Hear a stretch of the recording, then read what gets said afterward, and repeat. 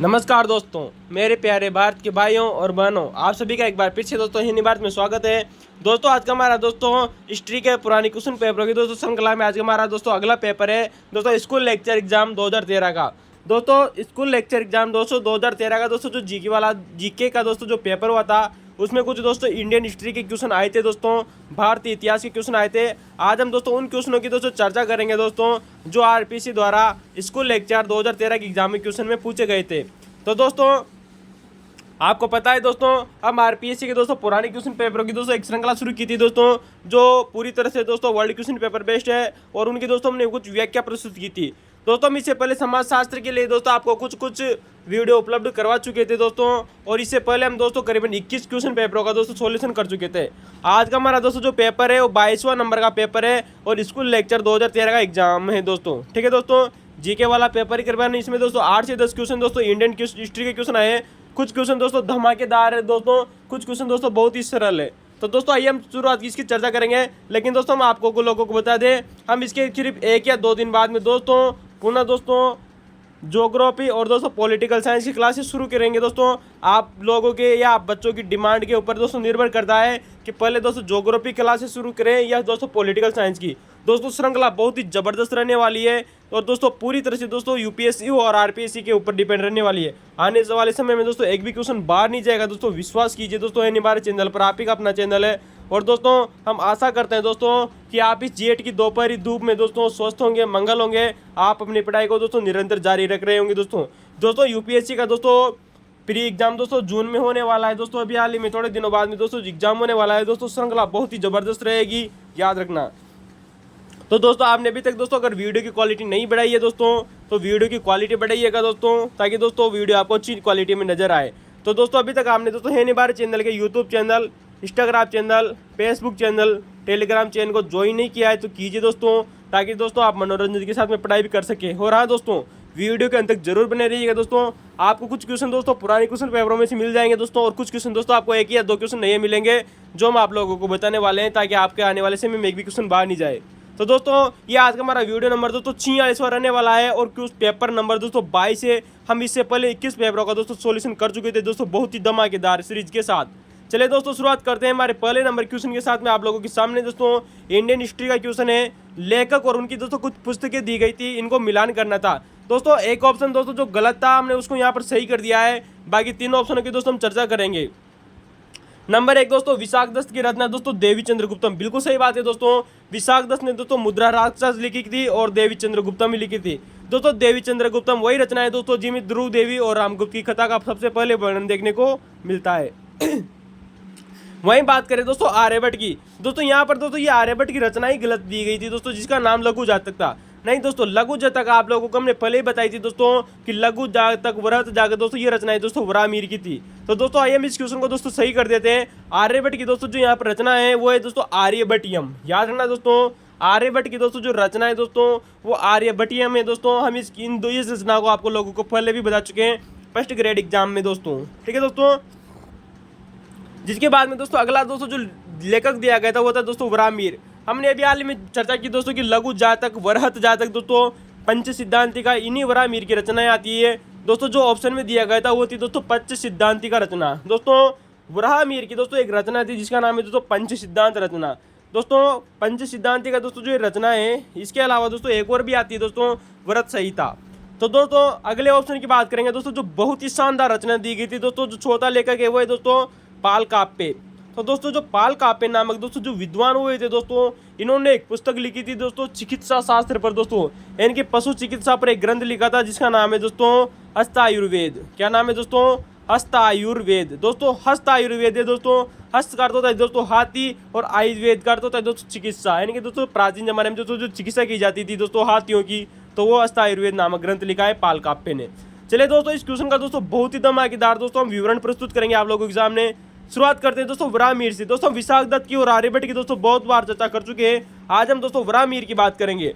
हम दोस्तों वरामीर की पहले भी चर्चा कर चुके हैं, लेकिन इसके पंच सिद्धांत रचना और व्रत अगर संहिता की बात करें दोस्तों तो दोस्तों पंच सिद्धांति का रचना और दोस्तों जो व्रत संहिता नामक दोस्तों ये रचना है दोस्तों, ये ज्योतिष शास्त्र पर आधारित है दोस्तों। याद रखना दोस्तों, आप लागू से आने वाले समय में क्वेश्चन पूछा जा सकता है कि वराहमिहिर द्वारा लिखित रचना पंच सिद्धांत और दोस्तों जो व्रत संहिता है दोस्तों, ये किस भाषा के ग्रंथ है? इसका उत्तर होगा दोस्तों ज्योतिष भाषा की। ठीक है दोस्तों। वहीं अगर दोस्तों हम बात करेंगे दोस्तों कि पाल काप्यन की दोस्तों जो एक रचना आती है उसका नाम है दोस्तों हस्तायुर्वेद। दोस्तों यह पशु विज्ञान पर आधारित ग्रंथ माना जाता है। किस पर दोस्तों? दोस्तों यह पशु विज्ञान पर आधारित ग्रंथ माना जाता है। कौन सा दोस्तों? पाल काप्य का दोस्तों हस्तायुर्वेद। दोस्तों पशु विज्ञान पर ग्रंथ तो है, लेकिन किस पशु की चिकित्सा का इसमें वर्णन है? इसका उत्तर होगा दोस्तों, हमने अभी हाल में बताया दोस्तों, हस्त का अर्थ होता है दोस्तों हाथी और आयुर्वेद का अर्थ होता है दोस्तों चिकित्सा ग्रंथ, यानी कि हाथियों की दोस्तों जो चिकित्सा ग्रंथ है दोस्तों वो दोस्तों हस्त आयुर्वेद कहलाता है। दोस्तों याद रखना दोस्तों, इसके अलावा दोस्तों एक भी और भी ग्रंथ है दोस्तों जो हाथियों की चिकित्सा पर आधारित है। उस ग्रंथ की हम चर्चा करेंगे दोस्तों जो बहुत ही अधिक फेमस है। चलिए दोस्तों शुरुआत करते हैं दोस्तों कि पशु चिकित्सा पर आधारित दोस्तों कुछ अन्य ग्रंथ और कौन कौन से दोस्तों जो प्राचीन काल से संबंधित है, जो आप लोगों से पूछे जा सकते हैं। दोस्तों नंबर 1 आता है दोस्तों, नारायण नामक विद्वान ने दोस्तों एक पुस्तक लिखी थी जिसका नाम है दोस्तों, एक ग्रंथ लिखा था जिसका नाम है दोस्तों मातंग लीला। दोस्तों मातंग नामक दोस्तों इसमें एक हाथी था दोस्तों। तो दोस्तों ये मातंग ना जो हाथी होते हैं दोस्तों, हाथी, इन हाथियों की दोस्तों चिकित्सा का वर्णन है दोस्तों इसमें। नारायण द्वारा दोस्तों एक ग्रंथ लिखा गया जिसका नाम है दोस्तों मातंग लीला। ये भी दोस्तों हाथियों की चिकित्सा संबंधित एक ग्रंथ माना जाता है। तो दोस्तों हाथियों की चिकित्सा संबंधित कितने ग्रंथ हो गए दोस्तों? 2, पाल काप्य का दोस्तों हस्तायुर्वेद और दोस्तों नारायण का दोस्तों मातंग लीला। दोस्तों यहाँ पर एक और ग्रंथ आता है दोस्तों शालिहोत्र। दोस्तों यहाँ पर शालिहोत्र एक विद्वान है दोस्तों। कौन है दोस्तों? शालिहोत्र दोस्तों एक विद्वान है दोस्तों, जिन्होंने एक ग्रंथ लिखा था जिसका नाम है दोस्तों अश्वशास्त्र। क्या नाम है दोस्तों? अश्वशास्त्र।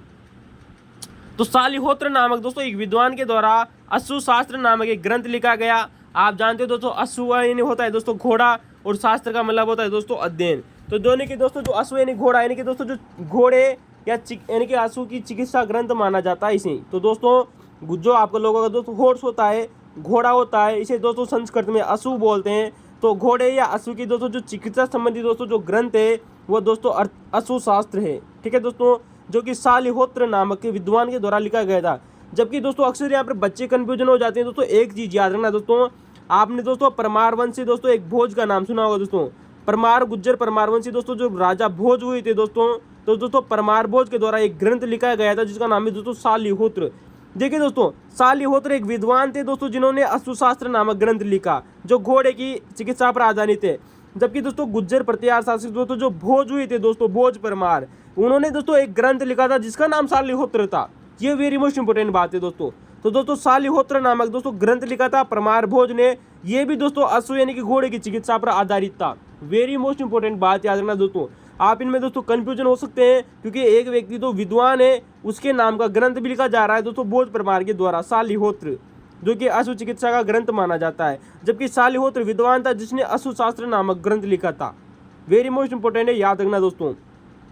तो दोस्तों आप लोगों के सामने 4 ग्रंथ आ गए दोस्तों, हस्तायुर्वेद, अश्वशास्त्र, मातंग लीला और शालिहोत्र। दोस्तों चारों के चारों दोस्तों पशु विज्ञान पर आधारित ग्रंथ माने जाते हैं। इसके अलावा दोस्तों एक और है दोस्तों रुद्रदेव। दोस्तों जो कुमायूं के दोस्तों एक राजा हुआ करते थे जिनका नाम है दोस्तों रुद्रदेव। दोस्तों इन्होंने एक ग्रंथ लिखा था जिसका नाम है दोस्तों शयलिक नामक शास्त्र है दोस्तों, शयलिक शास्त्र। शयलिक शास्त्र दोस्तों जो पशु विज्ञान पर आधारित ग्रंथ माना जाता है। वेरी मोस्ट इंपोर्टेंट है दोस्तों। आने वाले समय में आप लोगों से क्वेश्चन जरूर पूछा जाएगा कि दोस्तों रुद्रदेव के द्वारा कौन सा ग्रंथ लिखा गया था जो कि दोस्तों पशु चिकित्सा पर आधारित था, यानी कि पशु विज्ञान पर आधारित है। इसका उत्तर होगा दोस्तों शयलिक शास्त्र।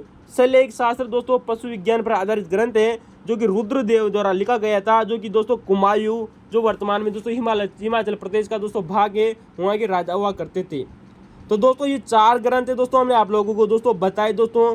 5 ग्रंथ दोस्तों जो पशु चिकित्सा पर आधारित है दोस्तों, जिनमें से एक दोस्तों पशु चिकित्सा पर आधारित था, पक्षियों पर, शयलिक शास्त्र रुद्रदेव का। अब बात करेंगे दोस्तों बहुभूति की। दोस्तों आप लोगों को बस सामने बहुत बार क्वेश्चन आ रहा है दोस्तों बहुभूति की। दोस्तों मालती माधव रचना, उत्तर रामचरित रचना और महावीर चरित रचना। दोस्तों अभी हाल ही में एक एग्जाम हुआ था दोस्तों, उसमें दोस्तों उत्तर रामचरित्र रचना पूछी गई थी कि किसकी है दोस्तों, बहुभूति की। दोस्तों बहुभूति की 3 रचनाएं देखिए दोस्तों, महावीर चरित्र, उत्तर रामचरित्र और दोस्तों मालती माधव। फिर गौर कीजिएगा दोस्तों, बहुभूति की रचना महावीर चरित्र, उत्तर रामचरित्र और मालती माधव। वेरी मच इंपोर्टेंट है। दोस्तों हमसे थोड़ी देर पहले दोस्तों हमने दोस्तों सेट एग्जाम दोस्तों 2013 का दोस्तों जो सेकंड पेपर करा रहे थे दोस्तों हिस्ट्री का सॉल्यूशन, वहां पर हमसे थोड़ी सी एक गलती हो गई थी दोस्तों, उस गलती को सुधारिएगा दोस्तों। वहां पर हमने दोस्तों जो विक्रमांक देवचरित्र नामक रचना की बात की थी, तब हमने आप लोगों को बताया था कि इसका लेखक दोस्तों विल्हण है, और वहीं पर हमने आप लोगों को बताया था दोस्तों कि इसने दोस्तों दोस्तों राजतरंगिणी भी लिखा था। नहीं दोस्तों, राजतरंगिणी दोस्तों विल्हण ने नहीं लिखा था, वो कल्हण ने लिखा था दोस्तों, गौर कीजिएगा। राजतरंगिणी पुस्तक दोस्तों कल्हण ने लिखी थी, लेकिन दोस्तों वो भी कश्मीर का था और विल्हण भी दोस्तों कश्मीर का था। दोनों की समय अवधि भी दोस्तों एक ही है, इस वजह से दोस्तों थोड़ा बहुत कंफ्यूजन हो गया था। आप दोस्तों आओगे सुधार कीजिएगा अपनी रचना में, थोड़ी बहुत गलती हो गई है, हम अपनी गलती को स्वीकार करते हैं। तो दोस्तों विल्हण के द्वारा दोस्तों, जो कि दोस्तों विक्रमादित्य 6 का दरबारी था दोस्तों, चालुक्य शासक का दोस्तों, जिसने विक्रमांक देवचरित्र लिखी, कर्णसुंदर नाटिका लिखी, चोर पंचासी की लिखी और शांति शतक लिखी। दोस्तों इसमें कर्णसुंदर नाटिका, चोर पंचाशिका और विक्रमांक देवचरित्र दोस्तों सबसे बार एग्जामों में पूछी गई रचना है दोस्तों विल्हण की। ठीक है दोस्तों, ये भी दोस्तों मूलतः कश्मीर के रहने वाले थे, संस्कृत भाषा के विद्वान थे दोस्तों विल्हण। विक्रमांक देवचरित्र नामक रचना लिखी, कर्णसुंदर नाटिका लिखी, चोर पंचाशिका लिखी और शांति शतक लिखी। दोस्तों हम इस कंफ्यूजन को दूर कर देते हैं आप लोगों को एक सामने कि दोस्तों एक ही विल्हण और एक ही कल्हण, दोनों के दोनों दोस्तों मूलतः कश्मीर के रहने वाले थे। 1000 ईस्वी के लगभग दोनों मूलतः दोस्तों संस्कृत भाषा के विद्वान थे दोस्तों। जो कल्हण थे दोस्तों, इन्होंने दोस्तों राजतरंगिणी लिखी, जिसका अर्थ होता है दोस्तों राजाओं की नदी। क्या नाम है दोस्तों? कल्हण के द्वारा दोस्तों राजतरंगिणी नामक दोस्तों एक पुस्तक लिखी गई है, ग्रंथ लिखा गया है, जिसका अर्थ होता है दोस्तों राजाओं की नदी। दोस्तों कल्हण थे दोस्तों, ये कभी कश्मीर के दोस्तों एक राजा थे, जिनका नाम है दोस्तों जयसिंह दोस्तों, जिसका टाइमिंग पीरियड आता है दोस्तों 1148 से 1149 में। उसके समय लिखी गई रचना आती है दोस्तों राजतरंगिणी। तो दोस्तों कल्हण के द्वारा दोस्तों राजतरंगिणी पुस्तक लिखी गई, जो कि दोस्तों कश्मीर के शासक जयसिंह के समय 1148 से 1149 ईस्वी में लिखी गई रचना आती है। दोस्तों आप लोगों को पता होगा दोस्तों, जो कल्हण नामक दोस्तों जो विद्वान थे दोस्तों, ये कश्मीर के शासक, जिसका नाम है दोस्तों हर्ष। दोस्तों कन्नौज का शासक हर्ष दोस्तों अलग बात है दोस्तों, हम आप लोगों को पहले भी बता चुके हैं दोस्तों। एक कश्मीर का हर्ष बताया था दोस्तों हमने आप लोगों को, उस समय एक कन्नौज का हर्ष बताया था, एक कश्मीर का हर्ष बताया था, एक दोस्तों मध्य प्रदेश का दोस्तों एक हर्ष बताया था। तो दोस्तों हर्ष नाम के बहुत सारे राजा हुए, लेकिन दोस्तों जो कल्हण नामक दोस्तों जो विद्वान थे, ये कश्मीर के राजा हर्ष के दोस्तों राज्य दरबार में रहते थे इनको। ठीक है दोस्तों, अतः दोस्तों जो कल्हण नामक दोस्तों जो विद्वान थे, इन्होंने कश्मीर के शासक हर्ष को दोस्तों तुरुक्ष कहा था। क्या कहा था दोस्तों? तुरुक्ष कहा था दोस्तों। हर्ष को दोस्तों इन्होंने तुरुक्ष क्यों कहा था दोस्तों? क्योंकि ये संपत्ति लूटने में माहिर था। कौन दोस्तों? हर्ष। कहाँ का दोस्तों राजा? कश्मीर का शासक दोस्तों जो हर्ष था दोस्तों 1000 ईस्वी के लगभग दोस्तों, उसने दोस्तों उसको तुरुष्क कहा था दोस्तों। कल्हण ने उसके दरबार में रहते थे दोस्तों। कल्हण क्यों कहा इसको तुरुष्क दोस्तों? क्योंकि ये संपत्ति लूटने में माहिर था। कौन दोस्तों? हर्ष नामक राजा। अब बात करेंगे दोस्तों, अगर आप लोगों ने दोस्तों ये गलती फिर से नहीं सुधारी तो सुधार लीजिएगा दोस्तों, थोड़ी बहुत गलती हो चुकी है दोस्तों, हम स्वीकार करते हैं अपनी गलती। राजतरंगिणी पुस्तक के लेखक विल्हण नहीं है दोस्तों, कल्हण है दोस्तों। नाम एक जैसे हैं, इस वजह से थोड़ा कंफ्यूजन हो गया था। विल्हण दोस्तों ये भी दोस्तों मूलतः कश्मीर के थे दोस्तों, जो बाद में दोस्तों चालुक्य के दरबार में चले जाते हैं दोस्तों।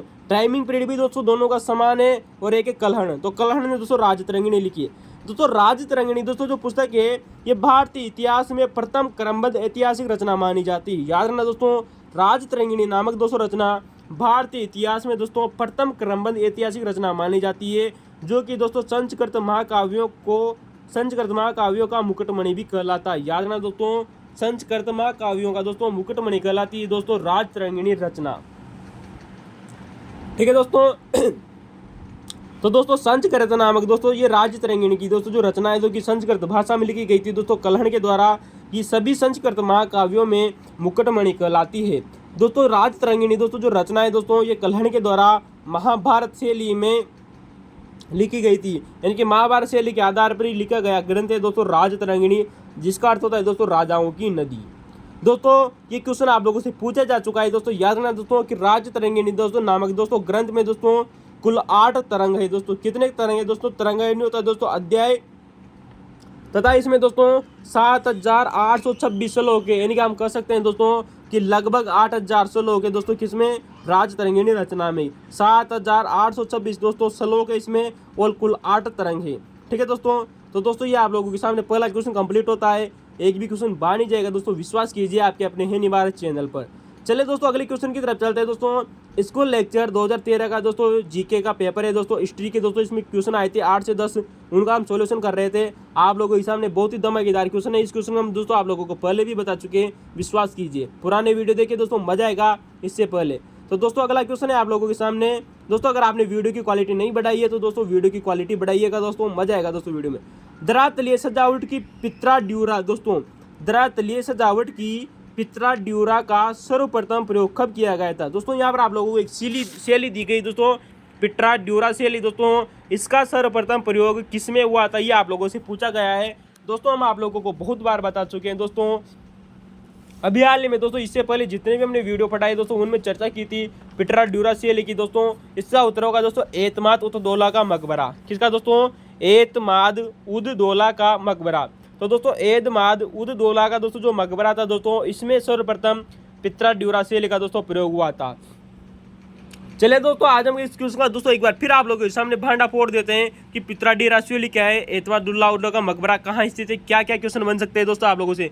दोस्तों अभी तक यहाँ से दोस्तों 4 क्वेश्चन अभी तक एग्जामों में पूछे गए। पहली बात तो यही आती है कि दोस्तों एतमाद उद दौला का दोस्तों जो मकबरा है यह यमुना नदी के किनारे दोस्तों आगरा में स्थित है। कहाँ स्थित है दोस्तों? यमुना नदी के किनारे दोस्तों आगरा में स्थित है। इसका निर्माण दोस्तों एतमाद उद दौला की बेटी जिसका नाम नूरजहां आता है, उसने 1122 ईस्वी से 1128 ईस्वी तक दोस्तों इसका निर्माण करवाया था। किसका दोस्तों? एतमाद उद दौला के मकबरे का।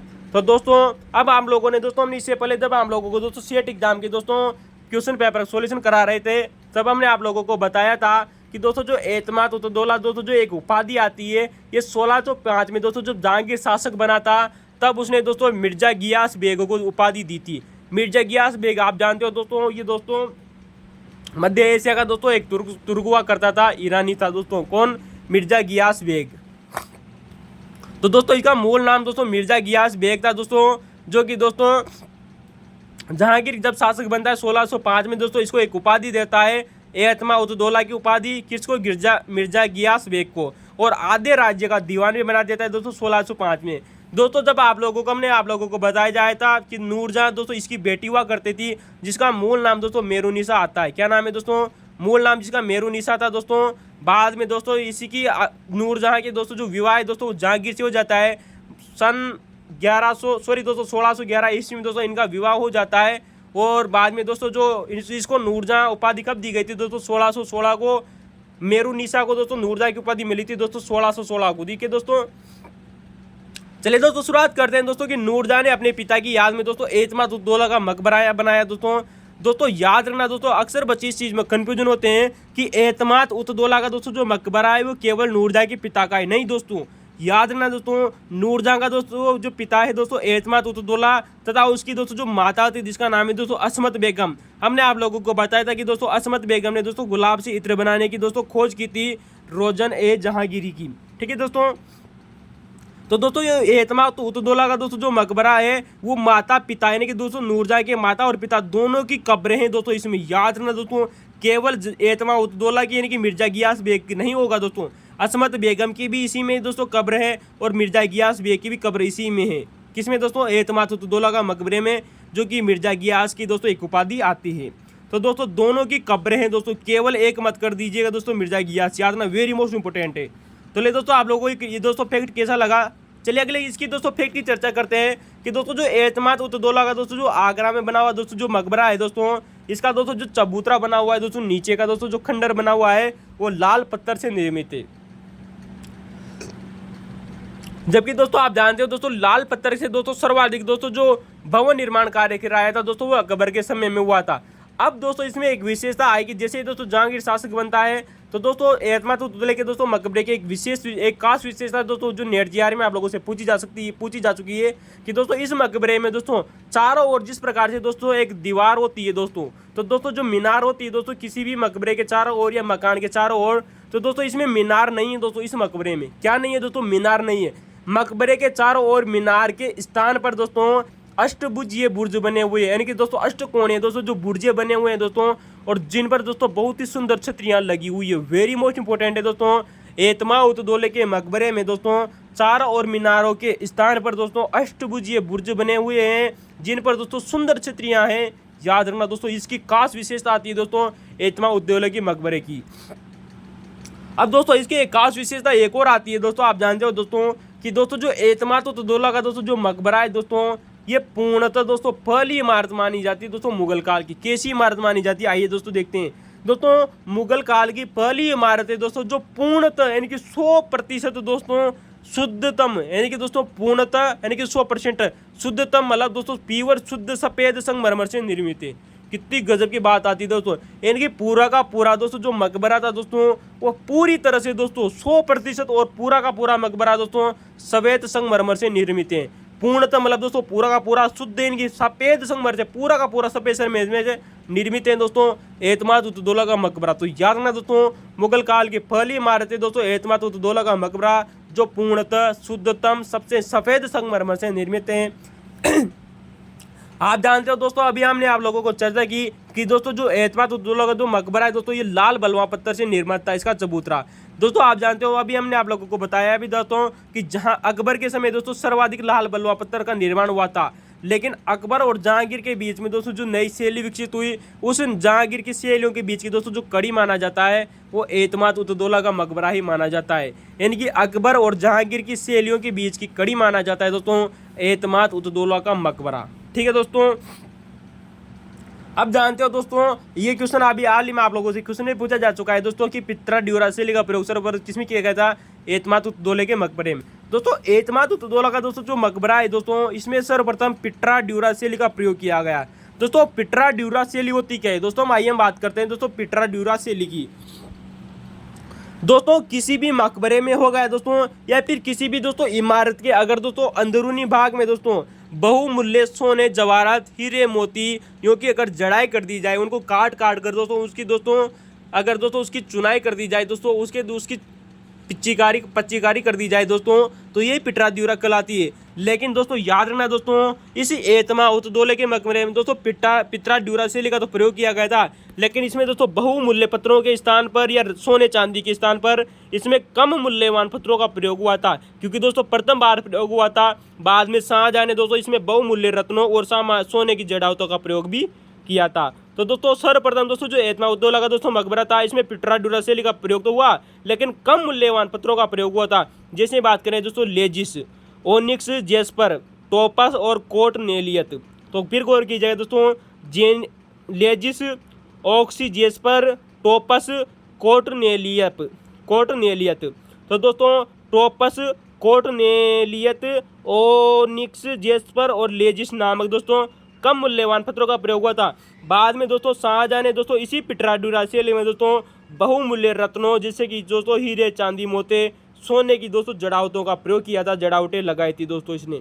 किसमें दोस्तों, पिट्रा ड्यूरासेली में। यानी कि दोस्तों मकबरे के अंदरूनी भाग में दोस्तों जब बहुमूल्य सोने, रत्ने, हीरे, मोती, जवाहरातों आदि की दोस्तों अगर जड़ाई कर दी जाती है तो उसे दोस्तों पिट्रा ड्यूरासेली कहा जाता है। तो दोस्तों एतमाद उद्दौला के दोस्तों मकबरे में पिट्रा ड्यूरासेली का प्रयोग तो हुआ, लेकिन कम मूल्यवान पत्थरों का प्रयोग हुआ था। बाद में शाहजहां ने दोस्तों बहुत स्तर पर दोस्तों इस चीज़ का प्रयोग किया था। दोस्तों आप लेजिस याद रखना दोस्तों, ओनिक्स, जेस्पर याद रखना, टोपस याद रखना और कोर्नेलियत याद रखना। अब दोस्तों अब हमने आप लोगों को दोस्तों इससे पहले दोस्तों एक बार एग्जाम में आप लोगों को जब हमने पिट्रा ड्यूरासेली के बारे में आप लोगों को बताया था, तब हमने आप लोगों से वहाँ पर एक क्वेश्चन पूछा था दोस्तों कि पिट्रा ड्यूरा तकनीक का दोस्तों एतमाद उद्दौला के मकबरे से भी पहले दोस्तों राजस्थान के एक मंदिर में इसका प्रयोग किया जा चुका था। हमने आप लोगों को दोस्तों फैक्ट रूप में बताया था दोस्तों कि पिट्रा ड्यूरा तकनीक इससे पहले भी दोस्तों राजस्थान के मंदिरों में दोस्तों प्रयोग की जा चुकी थी। हमने आप लोगों से पूछा था कि वो मंदिर कौन सा था, कहाँ पर स्थित है। चलिए दोस्तों भाई आप बात करते हैं दोस्तों, बहुत बड़ा फैक्ट है दोस्तों, याद रखना दोस्तों एतमाद उद्दौला के मकबरे से भी पहले दोस्तों राजस्थान के मंदिरों में दोस्तों पिट्रा ड्यूरासेली प्रयोग की जा चुकी थी। दोस्तों बात करते हैं दोस्तों राजस्थान का एक जिला आता है जिसका नाम है दोस्तों उदयपुर जिला। दोस्तों उदयपुर राजस्थान के दोस्तों एक जिला है दोस्तों, जहाँ पर दोस्तों एक मंदिर है जिसका नाम है दोस्तों गोल मंडल मंदिर। क्या नाम है दोस्तों, गोल मंडल मंदिर है दोस्तों, जिसका निर्माण 1623 ईस्वी में किया गया था। जबकि दोस्तों एतमाद उद्दौला का मकबरे का निर्माण 1622 से 1628 में पूरा हुआ था। अतः हम कह सकते हैं दोस्तों कि गोल मंडल में पहले ही दोस्तों पिट्रा ड्यूरासेली का प्रयोग हुआ था, जबकि दोस्तों एतमाद उद्दौला का मकबरा तो 1628 में जाके पूर्ण हुआ था, जबकि गोल मंडल मंदिर का निर्माण 1623 में पूरा हो चुका था। अतः हम कह सकते हैं दोस्तों कि पिट्रा ड्यूरा तकनीक का प्रयोग दोस्तों एतमा उतदौला के मकबरे से भी पहले दोस्तों राजस्थान के उदयपुर जिले के गोल मंडल मंदिर में दोस्तों इसका प्रयोग किया जा चुका था। अतः हम कह सकते हैं दोस्तों कि दोस्तों ये पिटरा ड्यूरा जो शैली है दोस्तों, ये राजस्थान के राजपुताने की दोस्तों शैली कही जा सकती है, क्योंकि राजस्थान में इसका प्रयोग सर्वप्रथम हुआ था दोस्तों। राजपूत शैली थी, या फिर ये हम यूँ कह सकते हैं कि संभवतः दोस्तों जो पिटरा ड्यूरा दोस्तों जो शैली थी, ये संभवतः एक पुरानी भारतीय शैली थी, क्योंकि दोस्तों उदयपुर राजस्थान के गोल मंडल में इसका सर्वप्रथम प्रयोग हुआ था एतमा उतदौले के मकबरे से भी पहले। तो दोस्तों ये था अपना एतमा उतदौला का मकबरा। इसकी खास विशेषताएं थी दोस्तों 5 क्वेश्चन दोस्तों इसमें से दोस्तों वेरी मोस्ट इंपॉर्टेंट है, पूछे जा सकते हैं, आप लोगों से याद रखना दोस्तों। चलिए दोस्तों अगले क्वेश्चन की बात करते हैं। क्वेश्चन नंबर 3 अगला आप लोगों के सामने दोस्तों बहुत धमाकेदार सीरीज है दोस्तों। अगला क्वेश्चन दोस्तों स्कूल लेक्चर एग्जाम 2013 का पेपर है दोस्तों, जीके वाला पेपर था दोस्तों। इसमें दोस्तों इंडियन हिस्ट्री के क्वेश्चन आए थे, उनकी चर्चा कर रहे थे। चलिए दोस्तों शुरुआत करते हैं। अगला क्वेश्चन आप लोगों के सामने है।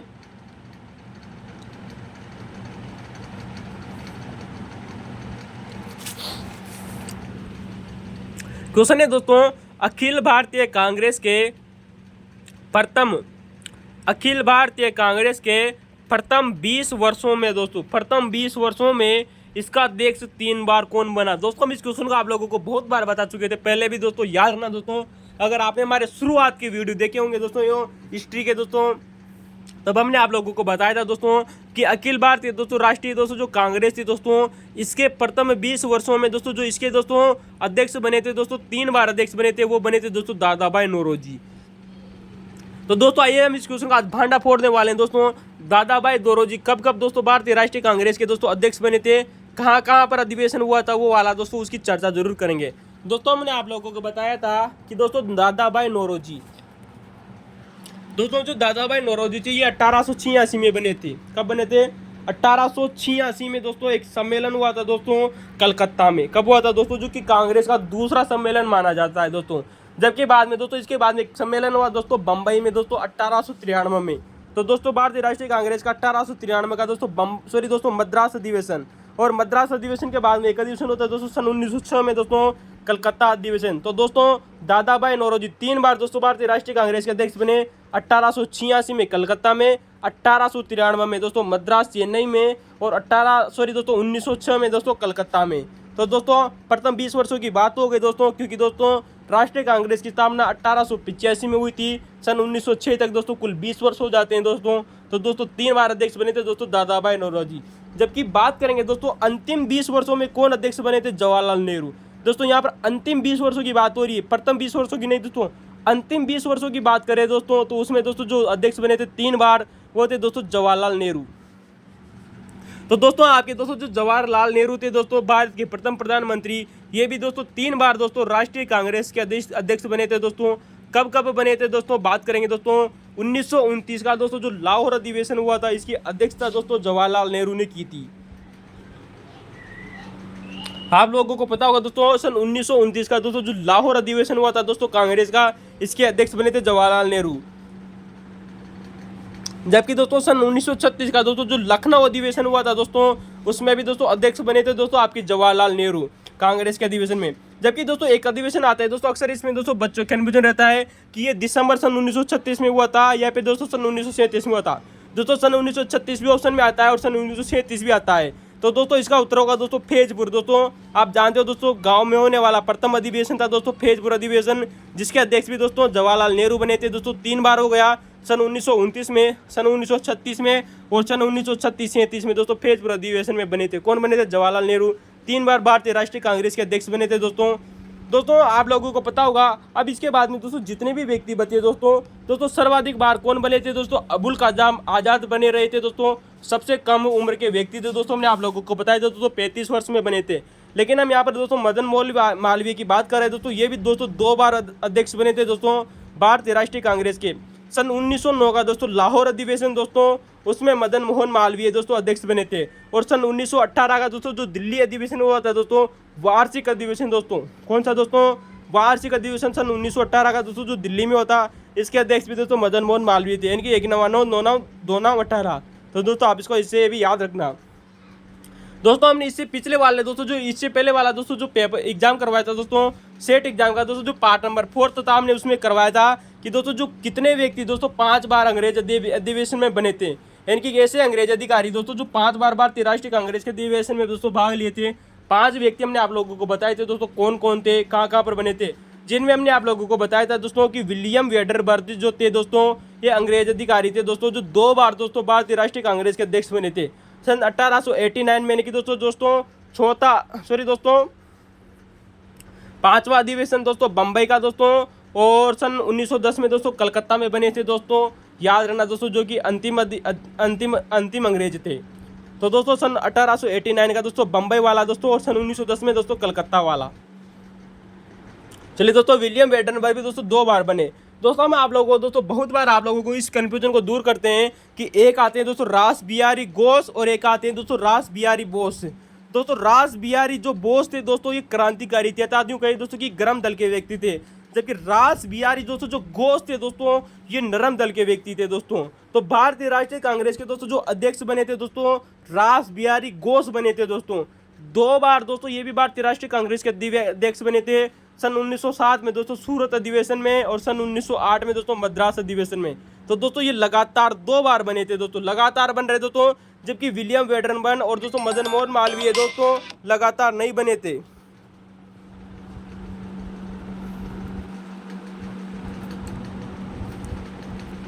चलिए दोस्तों, अगर वही हम बात करें तो उसकी दोस्तों रास बिहारी बोस की दोस्तों, तो दोस्तों आप जानते हो दोस्तों ये सुभाष चंद्र जो बोस थे दोस्तों, उनके साथ क्रांतिकारियां की थी दोस्तों इन्होंने। तो आप दोस्तों सुभाष चंद्र बोस को रास बिहारी बोस से दोस्तों सम्मिलित कीजिएगा दोस्तों, रास बिहारी बोस और दोस्तों सुभाष चंद्र बोस। तो बोस को बोस से मिलाना है दोस्तों, घोष के साथ नहीं मिलाना है दोस्तों बोस को, ठीक है दोस्तों। तो दोस्तों सुभाष चंद्र बोस भी दोस्तों लगातार 2 बार बने थे दोस्तों। यहाँ पर दोस्तों याद रखना दोस्तों, रास बिहारी घोष लगातार बन रहे हैं दोस्तों 2 बार, सन 1907 में और सन 1908 में। जबकि दोस्तों सुभाष चंद्र बोस तो ये भी दोस्तों 2 बार बने थे, सन 1938 में दोस्तों और सन 1939 में हरिपुरा अधिवेशन और दोस्तों त्रिपुरा अधिवेशन में। दोस्तों आप लोगों से एक क्वेश्चन दोस्तों पूछा जा चुका है दोस्तों एग्जाम में आरपीएससी के द्वारा, कि सुभाष चंद्र बोस के द्वारा जब प्रथम बार अध्यक्षता की गई थी भारतीय राष्ट्रीय कांग्रेस की, वो कितने नंबर का अधिवेशन था दोस्तों। इसका उत्तर होगा दोस्तों 51वां अधिवेशन। जबकि सन 1939 में दोस्तों जो त्रिपुरा अधिवेशन था दोस्तों, गांव में होने वाला तीसरा अधिवेशन था, वो था दोस्तों 52वां अधिवेशन। दोस्तों उसी प्रकार से आप लोगों से एक क्वेश्चन भी पूछा जा चुका है दोस्तों, कि जब सूरत विभाजन हुआ था दोस्तों, तो वो कितने नंबर का अधिवेशन हुआ करता था दोस्तों, 23वें नंबर का अधिवेशन था। तो दोस्तों जो सूरत विभाजन हुआ था दोस्तों कांग्रेस का, तो सूरत दोस्तों जो अधिवेशन था दोस्तों ये 23वें नंबर का था। जबकि सुभाष चंद्र बोस ने लगातार 2 बार की थी, सन 1938 में और सन 1939 में। तो दोस्तों 51वां और 52वां अधिवेशन था दोस्तों सुभाष चंद्र बोस वाला, याद ना, एक क्वेश्चन आ चुका है दोस्तों एग्जाम में। जबकि इसके अलावा दोस्तों हम कुछ और व्यक्तियों की बात करें दोस्तों, जो कि 2 बार रहे थे लेकिन लगातार नहीं रहे थे। लगातार सिर्फ दोस्तों रास बिहारी घोष और सुभाष चंद्र बोस ही बने थे दोस्तों, ठीक है दोस्तों। जबकि आप लोगों को पता होगा दोस्तों, जो अबुल कलाम आजाद थे वो लगातार दोस्तों 5 बार रहे थे दोस्तों, क्योंकि दोस्तों अधिवेशन ही नहीं हुआ था सन 1940 से सन 1945 तक। तो दोस्तों व्योमेश चंद्र बनर्जी, सुरेंद्रनाथ बनर्जी और दोस्तों जो मोतीलाल नेहरू थे दोस्तों, ये भी 2 बार भारतीय राष्ट्रीय कांग्रेस के अध्यक्ष रहे थे दोस्तों, याद रखना दोस्तों व्योमेश चंद्र बनर्जी, सुरेंद्रनाथ बनर्जी और दोस्तों मोतीलाल नेहरू, ये भी दोस्तों 2 बार भारतीय राष्ट्रीय कांग्रेस के अध्यक्ष रहे थे, ठीक है दोस्तों। तो दोस्तों ये हम लोगों के सामने कुछ व्यक्ति थे दोस्तों, जो आप लोगों को याद रखना दोस्तों, क्रम से दोस्तों याद रखना। अगर दोस्तों क्रम पूछा जाए कि लगातार कौन बने थे, तो रास बिहारी घोष और सुभाष चंद्र बोस लगातार बने थे। सन 1907 और 8 में दोस्तों रास बिहारी घोष और सुभाष चंद्र बोस सन 1938 और 39 में। जबकि 2 बार बनने वाले व्यक्ति आप लोगों के सामने कब कब बने थे, आप हमें जरूर याद रखना।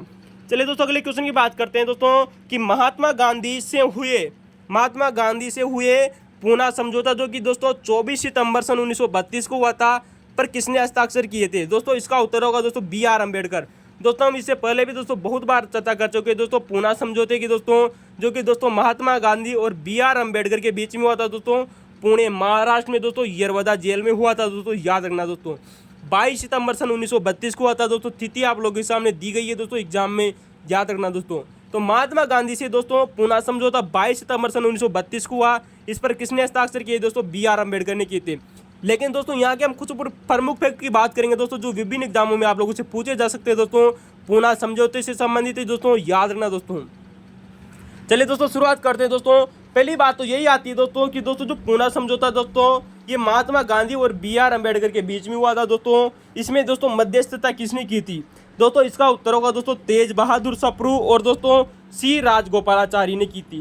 याद रखना दोस्तों, तेज बहादुर सप्रू और दोस्तों जो C. राजगोपालाचारी थे दोस्तों, इन्होंने यहाँ पर मध्यस्थता की थी दोस्तों इस पूना समझौते के दौरान।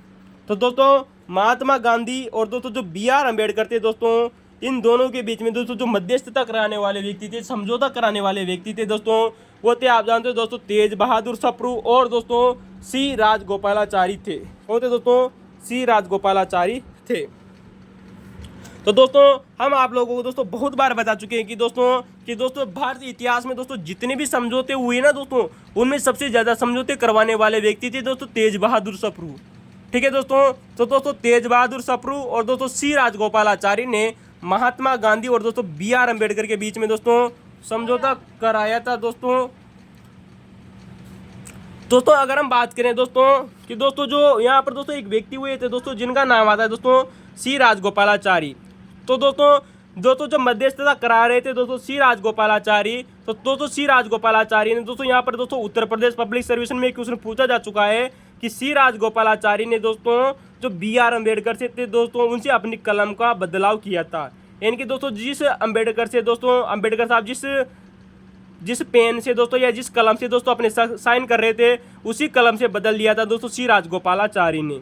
ठीक है दोस्तों, अब आप लोगों से दोस्तों एक क्वेश्चन पूछा जाता है दोस्तों यहाँ पर कि जब महात्मा गांधी दोस्तों यरवदा जेल में दोस्तों भूख हड़ताल पर बैठे हुए थे दोस्तों, तो दोस्तों महात्मा गांधी जी की तरफ से हस्ताक्षर किसने किए थे? B.R. अम्बेडकर के सामने। देखिए दोस्तों समझौता महात्मा गांधी और दोस्तों B.R. अम्बेडकर के बीच में हो रहा है, जबकि दोस्तों महात्मा गांधी दोस्तों यरवदा की दोस्तों पुणे जेल में स्थित है दोस्तों, वहां पर आमरण अनशन कर रहे थे। तो दोस्तों गांधी जी की तरफ से दोस्तों यहाँ पर दोस्तों जो हस्ताक्षर किए गए थे दोस्तों, वो ये किसने किए थे दोस्तों? इसका उत्तर होगा दोस्तों मदन मोहन मालवीय। किसने किए थे दोस्तों? मदन मोहन मालवीय ने दोस्तों गांधी जी की तरफ से दोस्तों हस्ताक्षर किए थे दोस्तों B.R. अम्बेडकर के इस पूना समझौते पर। जबकि समझौता किसके बीच में हुआ दोस्तों? गांधी जी और अम्बेडकर के बीच में। अतः गांधी जी दोस्तों जेल में स्थित थे, अतः उनकी तरफ से दोस्तों मदन मोहन मालवीय हस्ताक्षर करते हैं। जबकि मध्यस्थता कराते हैं दोस्तों तेज बहादुर सप्रू और C. राजगोपालाचारी। C. राजगोपालाचारी दोस्तों B.R. अम्बेडकर से अपनी जो कलम थी दोस्तों उसको बदल देते हैं दोस्तों। याद रखना दोस्तों, ये भी क्वेश्चन आया हुआ है दोस्तों, वेरी मोस्ट इंपॉर्टेंट है। चले दोस्तों अब बात करते हैं दोस्तों कि यहाँ से दोस्तों यूपीएससी में दोस्तों एक क्वेश्चन पूछा जा चुका है, उसकी दोस्तों बात करें कि पूना समझौते में दोस्तों कौन कौन सी दोस्तों जो बातें थी दोस्तों जो हुई थी दोस्तों पूना समझौते के तहत। दोस्तों आप लोगों को पता है दोस्तों जो कम्युनियल दोस्तों जो अवार्ड थे दोस्तों, कौन थे दोस्तों? जो कम्युनियल अवार्ड थे दोस्तों सन 1932 के, उसके दौरान दोस्तों जो पृथक निर्वाचन दिया गया था दोस्तों अनुसूचित जातियों को, वो रद्द किया गया इसी समझौते के तहत। तो पूना समझौते के दोस्तों पृथक निर्वाचन को दोस्तों समाप्त कर दिया गया और प्रांतों में दोस्तों अनुसूचित जातियों के लिए 71 की जगह 141 सीटें आरक्षित हो गई थी। ये क्वेश्चन दोस्तों बहुत बार एग्जाम में आया हुआ है कि प्रांतों में 71 सीटों की जगह कितनी सीटें आरक्षित की गई थी पूना समझौते के तहत? 141 सीटें। जबकि दोस्तों केंद्र में दोस्तों 18 सीटें आरक्षित की गई थी। वेरी मोस्ट इंपोर्टेंट, याद रखना दोस्तों, केंद्र वाला क्वेश्चन नहीं है पूछा गया दोस्तों मेरे हिसाब से अभी तक, लेकिन प्रांतों में ये क्वेश्चन बहुत बार आया हुआ है दोस्तों कि 71 की जगह कितनी सीटें आरक्षित की गई थी प्रांतों में अनुसूचित जातियों के लिए? तो 141 सीटें आरक्षित की गई थी। जबकि दोस्तों केंद्र में 18 सीटें आरक्षित की गई थी। डबल वोटिंग सिस्टम भी लागू हुआ था दोस्तों निम्न वर्ग के लोगों के लिए। तो दोस्तों पूना समझौते के तहत दोस्तों पृथक निर्वाचन समाप्त कर दिया गया दोस्तों, जबकि डबल वोटिंग सिस्टम लागू हुआ था दोस्तों। सरकारी नौकरियों में दोस्तों आरक्षण भी दिया गया था दोस्तों, याद रखना दोस्तों पूना समझौते के तहत। तो दोस्तों पूना समझौते के तहत आप लोगों की कुछ बातें याद रखनी चाहिए दोस्तों। पृथक निर्वाचन समाप्त किया गया, प्रांतों में दोस्तों आरक्षित सीटों की संख्या बढ़ाकर 71 से बढ़ाकर 141 कर दी गई। केंद्र में दोस्तों 18 सीटें कर दी गई। डबल वोटिंग सिस्टम लागू कर दिया गया। सरकारी नौकरियों में आरक्षण कर दिया गया। यह था दोस्तों पूना समझौता दोस्तों, जो कि 22 सितंबर सन 1932 को हुआ था। तेज बहादुर सप्रू और दोस्तों C. राजगोपालाचारी ने मध्यस्थता की थी दोस्तों। आप लोगों को दोस्तों याद रखना चाहिए। चलिए दोस्तों यहाँ पर हम अगले क्वेश्चन की बात करें दोस्तों। क्वेश्चन नंबर 5 आप लोगों के सामने दोस्तों अगर आप लोगों को क्वेश्चन कैसा लगा कमेंट में जरूर बताइएगा दोस्तों। क्या ये सब जानकारी है दोस्तों आप लोगों को कभी किसी दोस्तों कोचिंग संस्थान में पढ़ाई गई है दोस्तों? अगर नहीं पढ़ाई गई है दोस्तों तो इन्हीं बात को लाइक कीजिए, शेयर कीजिए, सब्सक्राइब कीजिए। कोई भी क्वेश्चन दोस्तों आने वाले समय में दोस्तों बाहर नहीं जाएगा दोस्तों, विश्वास कीजिए। हमने करीबन हमारे दोस्तों पिछले 5 सालों की मेहनत को आप लोगों के सामने रखा है दोस्तों, याद रखना। चलिए दोस्तों, अगर आपको दोस्तों वीडियो की क्वालिटी कैसी लगी बढ़ाइएगा दोस्तों। क्वेश्चन धमाकेदार आप लोगों के सामने दोस्तों, जो आपने कभी नहीं पढ़ा होगा दोस्तों। कांग्रेस के किस अधिवेशन में सूरत विभाजन हुआ था दोस्तों? मैंने पूछा था अभी हाल ही में, हमने आप लोगों को बताया था दोस्तों कि जो सूरत दोस्तों जो विभाजन हुआ था दोस्तों कांग्रेस का जब दोस्तों सूरत में विभाजन हुआ था दोस्तों, ये 23वें नंबर का दोस्तों सूरत विभाजन था दोस्तों। यानी कि 23वें नंबर का दोस्तों जो भारतीय राष्ट्रीय कांग्रेस का अधिवेशन हुआ करता था दोस्तों, याद ना 23वां नंबर पूछा गया है दोस्तों। मैंने आप लोगों को बताया था दोस्तों कि सुभाष चंद्र बोस वाला 51 और 52 वाला क्वेश्चन आ चुका है। कांग्रेस का सूरत विभाजन किस नंबर का था दोस्तों? 23वां नंबर का ये क्वेश्चन भी आ चुका है दोस्तों। तो दोस्तों कांग्रेस के किस अधिवेशन में सूरत विभाजन हुआ था दोस्तों? 23वां नंबर का दोस्तों अधिवेशन था दोस्तों कांग्रेस का, जिसमें सूरत विभाजन हुआ था सन 1907 में हुआ था दोस्तों, याद रखना दोस्तों। तो दोस्तों सूरत में जब जो विभाजन हुआ था दोस्तों कांग्रेस का, तब इसकी अध्यक्षता कर रहे थे दोस्तों रास बिहारी घोष। हाँ दोस्तों, रास बिहारी घोष। क्योंकि दोस्तों रास बिहारी घोष तो कहाँ है दोस्तों? वो क्रांतिकारी है दोस्तों, वो नरम दल के नेता नहीं है दोस्तों। आप लोगों को याद रखना चाहिए, क्योंकि दोस्तों बोस तो सुभाष चंद्र बोस के साथ में करना। तो दोस्तों जो सूरत विभाजन हुआ था दोस्तों, इसमें दोस्तों जो कांग्रेस थी दोस्तों वो 2 दड़ों में बट गई थी। एक है दोस्तों नरमपंथी दल दोस्तों, एक था दोस्तों गर्मपंथी दल। हम आप लोगों को बहुत बार बता चुके हैं, याद रखना। अब इसके बाद में दोस्तों हमने आप लोगों को एक बार बताया था दोस्तों कि दोस्तों कांग्रेस का दोस्तों एक और विभाजन हुआ था दोस्तों सन 1918 में दोस्तों। देखिए दोस्तों जो सूरत विभाजन हुआ दोस्तों, ये सन 1916 में इन दोनों का मिलान कर दिया गया था दोस्तों बाल गंगाधर तिलक और दोस्तों एनी बेसेंट के द्वारा। लेकिन सन 1916 में मिलान होने के बाद में दोस्तों पुनः दोस्तों जो कांग्रेस थी इसमें 2 भागों में विभाजन हो जाता है। सन 1918 में नरमपंथी 2 भागों में बढ़ते हैं दोस्तों। पहला दोस्तों जो सूरत विभाजन हुआ, इसमें दोस्तों जो कांग्रेस थी दोस्तों वो नरमपंथी और गर्मपंथी 2 भागों में बटी। जबकि दोस्तों जब कांग्रेस का दोस्तों दूसरा विभाजन होता है दोस्तों सन 1918 में दोस्तों, इसमें दोस्तों जो नरमपंथी दोस्तों जो विभाजन व्यक्ति थे दोस्तों, ये 2 भागों में बढ़ जाते हैं दोस्तों। वेरी मोस्ट इंपोर्टेंट है दोस्तों, गर्मपंथी और नरमपंथी में नहीं बढ़ते हैं, नरमपंथी ही 2 भागों में बढ़ जाते हैं दोस्तों। नरमपंथी 2 भागों में बढ़ जाते हैं, एक है दोस्तों पुराना दोस्तों कांग्रेस, एक है दोस्तों नया कांग्रेस। नया नामक दोस्तों जो नया कांग्रेस था दोस्तों, इसकी स्थापना करते हैं दोस्तों सुरेंद्र नाथ बनर्जी, जिन्होंने एक नई पार्टी बनाई दोस्तों कांग्रेस के अंतर नरमपंथियों के अंतर, जिसका नाम है दोस्तों भारतीय उदारवादी दल। याद रखना दोस्तों। तो नरमपंथी व्यक्तियों के बीच में दोस्तों एक और पार्टी बन गई दोस्तों, जो बनाई थी दोस्तों सुरेंद्र नाथ बनर्जी ने, जिसका नाम रखा दोस्तों सुरेंद्र नाथ बनर्जी ने भारतीय उदारवादी दल। दोस्तों इसे इंग्लिश में जरूर याद रखना दोस्तों, इंडियन लिबरल फेडरेशन। तो दोस्तों इंडियन लिबरल फेडरेशन नामक दोस्तों संघ बनाया, एक दोस्तों दल बनाया सुरेंद्र नाथ बनर्जी ने दोस्तों कांग्रेस के अंतर्गत ही, या फिर यूँ कहे दोस्तों कि नरमपंथी व्यक्तियों के बीच में ही दोस्तों एक नई पार्टी बनकर आए भारतीय उदारवादी दल। कब बनी दोस्तों? सन 1918 में बनी थी, जब दोस्तों कांग्रेस का दूसरा विभाजन हुआ दोस्तों बम्बई में। दोस्तों एक बार दोस्तों एग्जाम में यहाँ इसके सदस्य पूछे गए दोस्तों, 4 ऑप्शन दिए गए थे, जिनमें से दोस्तों 3 ऑप्शन सही थे। उन 3 ऑप्शनों की बात करें दोस्तों कि दोस्तों भारतीय उदारवादी दोस्तों जो दल था दोस्तों इंडियन लिबरल फेडरेशन, जिसकी स्थापना सुरेंद्र नाथ बनर्जी ने की थी, इसके तात्कालिक दोस्तों जो सदस्य थे दोस्तों, अभी हमने हाल ही में दोस्तों आप लोगों को बताए थे दोस्तों कि तेज बहादुर सप्रू, वो भी इसके सदस्य थे। हम इससे पहले आप लोगों को बता चुके हैं दोस्तों M.R. जयंकर, वो भी इसके सदस्य थे। दोस्तों चिंतामणि नामक दोस्तों जो व्यक्ति थे वो भी इसके सदस्य थे दोस्तों भारतीय उदारवादी दल के। तो दोस्तों तेज बहादुर सप्रू, जयंकर और चिंतामणि इसके सदस्य थे। दोस्तों हमने आप लोगों को दोस्तों इससे पहले बताया था दोस्तों कि दोस्तों जो कांग्रेस के दोस्तों जो विभाजन हुआ सन 1918 में दोस्तों, ये बम्बई में हुआ था दोस्तों। सन 1918 का दोस्तों जो विभाजन था कहाँ हुआ था दोस्तों? बम्बई में हुआ था दोस्तों। ये विशेष अधिवेशन था जिसकी अध्यक्षता दोस्तों हसन इमाम ने की थी। दोस्तों याद रखना, हमने आप लोगों को बताया था कि भारतीय राष्ट्रीय कांग्रेस थी दोस्तों, इसके दोस्तों करीबन 3 विशेष अधिवेशन हुए थे दोस्तों अपने पूरे कार्यकाल के दौरान, जिनमें से दोस्तों जो प्रथम दोस्तों जो विशेष अधिवेशन होता है सन 1918 में बम्बई में, जिसकी अध्यक्षता दोस्तों हसन इमाम करते हैं। उसी अधिवेशन में दोस्तों कांग्रेस का दूसरा विभाजन हुआ था सन 1918 में बम्बई में अधिवेशन हुआ था दोस्तों। विशेष अधिवेशन था, प्रथम विशेष अधिवेशन हुआ था, जिसकी अध्यक्षता दोस्तों हसन इमाम ने की थी। इसी अधिवेशन में दोस्तों कांग्रेस 2 भागों में बट गई थी, यानी कि दोस्तों नरमपंथी 2 भागों में बट गए थे, पुराना नरमपंथी दल और नया नरमपंथी दल। चलिए दोस्तों, अगर आप लोगों को दोस्तों ये सब दोस्तों जानकारी अच्छी लगी हो तो लाइक, कमेंट और शेयर करना न भूलें। अगले क्वेश्चन की बात करते हैं। दोस्तों दूसरा क्वेश्चन आप लोगों के सामने पुनः दोस्तों विशेष अधिवेशन से संबंधित है। हमने आप लोगों को बताया था दोस्तों कि कांग्रेस के दोस्तों 3 विशेष अधिवेशन हुए थे। इससे पहले आपने हमारे वीडियो नहीं देखे तो जाकर देखिए दोस्तों, मजा आने वाला है दोस्तों। सन 1920 में कलकत्ता में दोस्तों, सितंबर सन 1920 की बात आती है दोस्तों, सितंबर सन 1920 में कलकत्ता में विशेष अधिवेशन हुआ, जिसमें गांधी जी के असहयोग नीति, गांधी जी की असहयोग नीति, क्योंकि दोस्तों हमने आप लोगों को बताया कि सन 1918 में पहला विशेष अधिवेशन हुआ था कांग्रेस का, सन 1920 में दोस्तों कलकत्ता में हुआ था दोस्तों विशेष अधिवेशन, और तीसरा विशेष अधिवेशन हुआ था दोस्तों दिल्ली में सन 1923 में।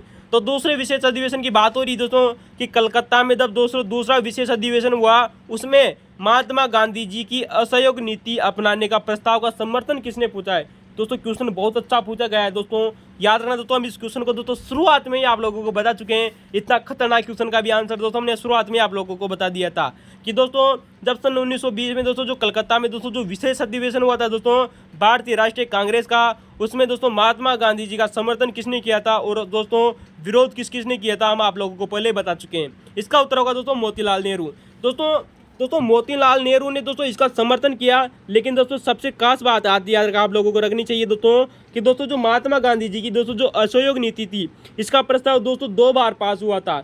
सितंबर सन 1920 में दोस्तों जब विशेष अधिवेशन हुआ था कलकत्ता में, इसकी अध्यक्षता कर रहे थे दोस्तों लाला लाजपत राय। ये क्वेश्चन भी पूछा जा चुका है दोस्तों कि विशेष अधिवेशन की अध्यक्षता किसने की थी, लाला लाजपत राय ने। जबकि दोस्तों जो दिसंबर में अधिवेशन हुआ था दोस्तों, जो कि वार्षिक अधिवेशन था, दिसंबर सन 1920 में जो कांग्रेस का विशेष वार्षिक अधिवेशन हुआ, इसकी अध्यक्षता दोस्तों विजया राघवाचार्य ने की थी। किसने की थी दोस्तों, विजया राघवाचार्य ने की थी।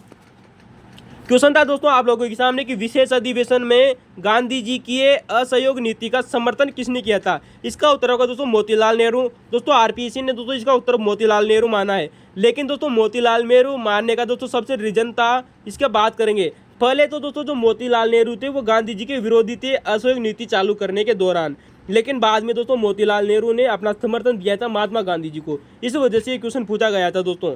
पहले तो दोस्तों मोतीलाल नेहरू दोस्तों विरोधी थे, क्योंकि मोतीलाल नेहरू दोस्तों चुनाव में भाग लेना चाहते थे दोस्तों सन 1923 के चुनावों में। अतः दोस्तों इन्होंने पहले तो विरोध किया, बाद में लेकिन समर्थन किया था मोतीलाल नेहरू ने। तो दोस्तों आइए बात करते हैं कि सन 1920 में दोस्तों जब ये असहयोग की नीति लाई गई थी दोस्तों, महात्मा गांधी जी के द्वारा असहयोग आंदोलन चलाया गया, तब इसका विरोध किन किन व्यक्तियों ने किया था। दोस्तों हम आप लोगों को पहले भी बता चुके हैं, एक बार पुनः देखिएगा दोस्तों। नंबर 1 आती है दोस्तों एनी बेसेंट। दोस्तों एनी बेसेंट ने भी दोस्तों महात्मा गांधी जी की इस असहयोग आंदोलन की दोस्तों निंदा की थी, इसका विरोध किया था। तो दोस्तों एनी बेसेंट ने यहाँ पर दोस्तों महात्मा गांधी जी को शैतान तक कह दिया था। याद रखना दोस्तों, वेरी मोस्ट इंपॉर्टेंट है दोस्तों कि दोस्तों महात्मा गांधी जी को शैतान किसने कहा था, एनी बेसेंट ने कहा था। और दोस्तों एनी बेसेंट ने अपनी होम रूल लीग दोस्तों जो थी दोस्तों इंडियन होम रूल लीग दोस्तों, उससे इस्तीफा भी दे दिया था दोस्तों एनी बेसेंट ने। तो दोस्तों बाद में एनी जो होम रूल आंदोलन था दोस्तों, इसके अध्यक्ष बने थे दोस्तों महात्मा गांधी जी। ठीक है दोस्तों। अब आप जानते हैं दोस्तों मोहम्मद अली जिन्ना। दोस्तों मोहम्मद अली जिन्ना ने भी दोस्तों असहयोग आंदोलन का विरोध किया था। आप जानते हो दोस्तों मोहम्मद अली जिन्ना ने दोस्तों खिलाफत आंदोलन और असहयोग आंदोलन को एक साथ मिलाने के कारण दोस्तों इसका विरोध किया था, क्योंकि खिलाफत आंदोलन दोस्तों एक धार्मिक आंदोलन था, जबकि असहयोग आंदोलन दोस्तों एक राजनीतिक आंदोलन था। अतः मोहम्मद अली जिन्ना ने कहा कि आप दोस्तों राजनीतिक आंदोलन को धार्मिक आंदोलन से नहीं मिला सकते। अतः दोस्तों मोहम्मद अली जिन्ना ने भी दोस्तों जो कि बम्बई की दोस्तों होम रूल आंदोलन के दोस्तों जो लीग थी उसके अध्यक्ष हुआ करते थे दोस्तों बम्बई वाली कमान के। अतः दोस्तों मोहम्मद अली जिन्ना ने भी इसका विरोध किया। दोस्तों आप जानते हो दोस्तों रविंद्रनाथ टैगोर, इन्होंने भी विरोध किया था। सुरेंद्रनाथ बनर्जी ने भी दोस्तों इसका विरोध किया था महात्मा गांधी जी की असहयोग नीति का। और दोस्तों मोतीलाल नेहरू, देश बंधु चित्तरंजन दास। दोस्तों ये 4 ऑप्शन जो एग्जाम में दिए गए थे उसका देखिएगा दोस्तों। इस समय दोस्तों दोस्तों स्कूल लेक्चर एग्जाम 2013 का दोस्तों जो पेपर था, इसमें 4 ऑप्शन दिए गए थे, मोतीलाल नेहरू, देश बंधु चित्तरंजन दास, विपिन चंद्र पाल और दोस्तों मोतीलाल नेहरू। दोस्तों इनमें सबसे दोस्तों जो एग्जाम में दोस्तों जो सही माना था कि समर्थन किसने किया, मोतीलाल नेहरू ने। इसका मानने का रीजन हमने आप लोगों को बता दिया दोस्तों कि पहले तो दोस्तों जो मोतीलाल नेहरू, देशबंधु चित्तरंजन दास और विपिन चंद्र दोस्तों जो पाल थे, ये चुनाव में भाग लेना चाहते थे। अतः इन्होंने दोस्तों महात्मा गांधी जी के असहयोग नीति का दोस्तों विरोध किया। लेकिन बाद में दोस्तों जो मोतीलाल नेहरू थे दोस्तों, ये दोस्तों महात्मा गांधी जी के सहयोगी हो जाते हैं और इसका समर्थन किया था दोस्तों। तो दोस्तों पहले तो विरोधी थे और बाद में समर्थन किया था, इस वजह से क्वेश्चन आया। जबकि देशबंधु चित्तरंजन दास और विपिन चंद्र पाल का दोस्तों को उत्तर सही नहीं माना है। जबकि आप जानते हो दोस्तों सुरेंद्रनाथ बनर्जी की दोस्तों अभी हमने हाल ही में बात की दोस्तों, उन्होंने सन 1918 में दोस्तों अपनी एक पार्टी बना ली थी दोस्तों, भारतीय उदारवादी दल, अतः वो दोस्तों चुनाव में भाग लेना चाहते थे। जबकि असहयोग नीति का दोस्तों सबसे प्रमुख उद्देश्य यही था दोस्तों कि सरकार का असहयोग करना है, यानी कि चुनाव में भाग नहीं लेना है। जबकि सुरेंद्र नाथ बनर्जी दोस्तों चुनाव में भाग लेना चाहते थे, चित्तरंजन दास भी दोस्तों चुनाव में भाग लेना चाहते थे। दोस्तों रविंद्रनाथ टैगोर ने भी दोस्तों असहयोग नीति का दोस्तों विरोध किया था। आप जानते हो दोस्तों क्यों किया था? क्योंकि दोस्तों शिक्षा और वस्तुओं का दोस्तों बहिष्कार करना था दोस्तों असहयोग नीति के तहत। अतः रविंद्रनाथ टैगोर ने कहा कि शिक्षा का बहिष्कार करना बच्चों के भविष्य के साथ खिलवाड़ करने समान है और वस्तुओं की होली नहीं जलानी चाहिए दोस्तों, रविंद्रनाथ टैगोर ने कहा। इससे दोस्तों आर्थिक व्यवस्था कमजोर हो जाएगी। अतः दोस्तों रविंद्रनाथ टैगोर ने भी असहयोग नीति का विरोध किया था। ठीक है दोस्तों, तो ये क्वेश्चन आप लोगों के सामने था दोस्तों। जैसे क्वेश्चन आए वैसे आप लोगों को इसका उत्तर करना है, याद रखना। चलिए दोस्तों अगले क्वेश्चन की बात करते हैं दोस्तों। क्वेश्चन नंबर 7 आप लोगों के सामने दोस्तों कि नालंदा विश्वविद्यालय में रत्न सागर क्या था दोस्तों। क्या बात है दोस्तों, क्वेश्चन दोस्तों हम आप लोगों को पहले भी बता चुके हैं और ये क्वेश्चन दोस्तों यूपीएससी में भी पूछा जा चुका है दोस्तों। महीने 2 महीने बाद में हम दोस्तों यूपीएससी के दोस्तों पुराने क्वेश्चन पेपरों का सॉल्यूशन करेंगे। बहुत ही धमाकेदार सीरीज रहेगी दोस्तों, याद रखना। चलिए दोस्तों बात करते हैं दोस्तों नालंदा विश्वविद्यालय में रत्न सागर क्या था। हम आप लोगों को बहुत बार बता चुके हैं, शुरुआत में बताया था कि एक पुस्तकालय था। दोस्तों पूरी चर्चा करेंगे इस क्वेश्चन की, याद रखना दोस्तों, भांडाफोड़ यूपीएससी। दोस्तों आप जानते हो दोस्तों नालंदा विश्वविद्यालय में दोस्तों जो रत्न सागर था दोस्तों ये एक पुस्तकालय हुआ करता था, लेकिन पुस्तकालय का नाम क्या था दोस्तों, ये वेरी मोस्ट इंपॉर्टेंट है। इसका उत्तर होगा दोस्तों धर्मगंज। तो दोस्तों धर्मगंज नाम का एक पुस्तकालय हुआ करता था दोस्तों नालंदा विश्वविद्यालय में, जो कि दोस्तों ये बिहार राज्य में स्थित है। वर्तमान में नालंदा विश्वविद्यालय कहाँ है दोस्तों, बिहार में स्थित है। यहाँ पर एक पुस्तकालय हुआ करता था दोस्तों इस विश्वविद्यालय का, जिसका नाम था दोस्तों धर्मगंज। तो धर्मगंज नाम का दोस्तों एक पुस्तकालय हुआ करता था। इसकी विशेषता क्या थी दोस्तों इस धर्मगंज पुस्तकालय की? इसमें दोस्तों सब जितनी भी दोस्तों पांडुलिपियाँ थी ना दोस्तों, पूरी की पूरी तरह से दोस्तों हाथों से लिखी हुई पांडुलिपियाँ थी दोस्तों, याद रखना दोस्तों। कहा जाता है दोस्तों कि जब बख्तियार खिलजी ने दोस्तों इस दोस्तों नालंदा विश्वविद्यालय को दोस्तों जब जलाया था ना दोस्तों, तो करीबन 3 महीने तक जलता रहा था। इतनी सारी यहाँ पर पुस्तकें हुआ करती थी दोस्तों इस धर्मगंज में। कहा जाता है दोस्तों कि नालंदा विश्वविद्यालय का दोस्तों जो धर्मगंज था दोस्तों, जब बख्तियार खिलजी ने दोस्तों इसको जलाया था तो 3 महीने तक दोस्तों ये पुस्तकालय जलता रहा था। तो दोस्तों बात करते हैं दोस्तों धर्मगंज की। ये पुस्तकालय था जिसका नाम था दोस्तों धर्मगंज। दोस्तों इस धर्मगंज में दोस्तों 3 विभाग हुआ करते थे या 3 भवन हुआ करते थे। 3 मंजिला इमारत थी दोस्तों, जिनके नाम आते हैं दोस्तों, यानी कि दोस्तों जो धर्मगंज था दोस्तों ये पुस्तकालय था दोस्तों जो 3 भवनों में बटा हुआ था। 3 भवन कौन से थे दोस्तों, क्वेश्चन आप लोगों से पूछा जा चुका है दोस्तों, याद रखना दोस्तों, रत्न सागर, रत्नोदधि और दोस्तों रत्न रंजक। तो दोस्तों जो धर्मगंज के दोस्तों जो 3 भवन थे, रत्न सागर, रत्नोदधि और रत्न रंजक, दोस्तों इसके 3 विभाग हुआ करते थे, 3 भवन हुआ करते थे इस पुस्तकालय के। तो ये तीनों पुस्तकालय थे दोस्तों, याद रखना, जिनका मेन नाम था धर्मगंज, जिसमें हस्तलिखित पांडुलिपियाँ दोस्तों मिली। सबसे अधिक दोस्तों हस्तलिखित पांडुलिपियाँ मिलती थी, जो कि दोस्तों विश्व प्रसिद्ध थी। अब बात करेंगे दोस्तों नालंदा विश्वविद्यालय से और कौन से क्वेश्चन आप लोगों के सामने जो एग्जाम है दोस्तों पूछे जा चुके हैं। सेट एग्जाम हो गया दोस्तों, नेट जीआरएफ का एग्जाम हो गया दोस्तों, फर्स्ट ग्रेड हो गया, असिस्टेंट प्रोफेसर हो गया दोस्तों, हेड मास्टर का एग्जाम हो गया, यूपीएससी हो गया, पीसीएस हो गया दोस्तों। सब एग्जामों की दोस्तों बात करेंगे दोस्तों, जो क्वेश्चन अभी तक यहाँ से पूछे जा चुके हैं। तो दोस्तों ये क्वेश्चन पूछा गया था दोस्तों कि दोस्तों नालंदा विश्वविद्यालय के में दोस्तों तिब्बत का एक राजा हुआ करता था जिसका नाम है दोस्तों गोम्पो। क्या नाम है दोस्तों, तिब्बत के राजा गोम्पो ने अपने किस मंत्री को दोस्तों नालंदा विश्वविद्यालय में दोस्तों अध्ययन हेतु भेजा गया था? इसका उत्तर होगा दोस्तों थानमी नामक अपना एक मंत्री हुआ करता था जिसका नाम है दोस्तों थानमी। तो दोस्तों ये क्वेश्चन पूछा गया है कि तिब्बत के राजा गोम्पो ने अपने मंत्री थानमी को नालंदा विश्वविद्यालय में दोस्तों अध्ययन हेतु भेजा था। दोस्तों ये क्वेश्चन रिपीट हो चुका है दोस्तों, आप लोगों के सामने याद रखना। तो दोस्तों तिब्बत का राजा गोम्पो ने अपने दोस्तों एक मंत्री हुआ करता था जिसका नाम है दोस्तों थानमी नामक दोस्तों अपने मंत्री को नालंदा विश्वविद्यालय में पढ़ाई हेतु भेजा था दोस्तों, नॉट इंपॉर्टेंट, याद रखना। अब वर्तमान में दोस्तों ये क्वेश्चन दोस्तों पूछा जा चुका है दोस्तों, अक्सर बच्चे दोस्तों इस चीज़ को यहीं पर खोज लेते हैं कि नालंदा विश्वविद्यालय दोस्तों नालंदा जिला बिहार में, लेकिन दोस्तों एक बार एग्जाम में क्वेश्चन पूछा गया है कि नालंदा विश्वविद्यालय वर्तमान में किस गाँव में है? इसका उत्तर होगा दोस्तों बड़गांव। दोस्तों नालंदा विश्वविद्यालय दोस्तों बड़गांव नामक एक गाँव है दोस्तों, जो जिला नालंदा बिहार में स्थित है दोस्तों, जिसकी खोज दोस्तों कनिंगम ने की थी। दोस्तों यहाँ पर 13 विहारों का खंडर मिला है दोस्तों। कितने 13 विहारों का दोस्तों? नालंदा विश्वविद्यालय में दोस्तों 13 विहारों का एक खंडहर मिला है, बड़गांव से मिला है दोस्तों, जो कि जिला नालंदा में स्थित है बिहार में। इसकी खोज कनिंघम ने की थी। दोस्तों एग्जाम में आप लोगों से क्वेश्चन पूछा जा सकता है दोस्तों आने वाले समय में कि नालंदा का अर्थ होता है क्या है दोस्तों, अनंत दान देने वाला। वेरी मोस्ट इंपॉर्टेंट है दोस्तों। नालंदा का अर्थ होता है दोस्तों अनंत दान देने वाला। इंपॉर्टेंट है दोस्तों, यूपीएससी में आ सकता है दोस्तों, असिस्टेंट प्रोफेसर हो गया दोस्तों, नेट जीआरएफ हो गया, सेट एग्जाम हो गया, हेड मास्टर हो गया। क्वेश्चन आ सकता है दोस्तों आप लोगों के सामने कि नालंदा विश्वविद्यालय में दोस्तों नालंदा शब्द का अर्थ क्या होता है दोस्तों, अनंत दान देने वाला।